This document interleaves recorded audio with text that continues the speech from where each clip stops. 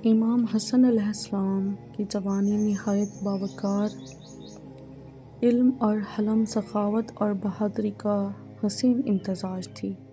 آپ نواسۂ رسول صلی اللہ علیہ وسلم ہونے کے ساتھ ساتھ اخلاق، صبر اور جرأت میں بھی نمایاں مقام رکھتے تھے۔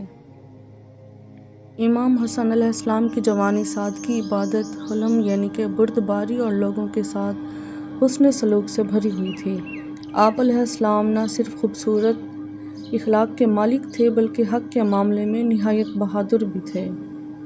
جب جنگ صفین پیش آئی تو امام حسن جوان تھے، مگر آپ نے اپنے والد حضرت علی کے ساتھ میدان میں بھرپور حصہ لیا۔ روایت میں آتا ہے کہ آپ نے دشمن کے سامنے ڈٹ کر مقابلہ کیا اور فوج کا حوصلہ بلند رکھا۔ حضرت علی خود فرماتے تھے کہ میرے بیٹے حسن میں حکمت اور صبر ہے اور وہ امت کے لیے خیر کا باعث بنیں گے۔ ایک شخص نے امام حسن کو برا بھلا کہا۔ آپ نے غصہ کرنے کی بجائے نرمی سے فرمایا، اگر تم بھوکے ہو تو میں کھانا دے دیتا ہوں، اگر تمہیں ضرورت ہے تو میں مدد کر دیتا ہوں۔ یہ سن کر وہ شخص شرمندہ ہو گیا اور معافی مانگ لی۔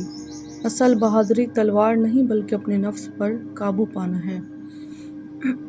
امام حسن علیہ السلام اپنی جوانی میں ہی انتہائی سخی تھے۔ مشہور ہے کہ آپ نے کئی بار اپنا سارا مال اللہ کی راہ میں دے دیا۔ ایک روایت کے مطابق آپ نے اپنی زندگی میں 3 بار اپنا سارا مال تقسیم کیا۔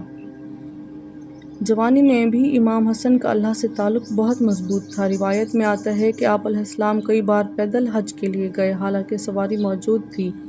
یہ آپ علیہ السلام کی عاجزی اور اللہ سے محبت کی علامت تھی۔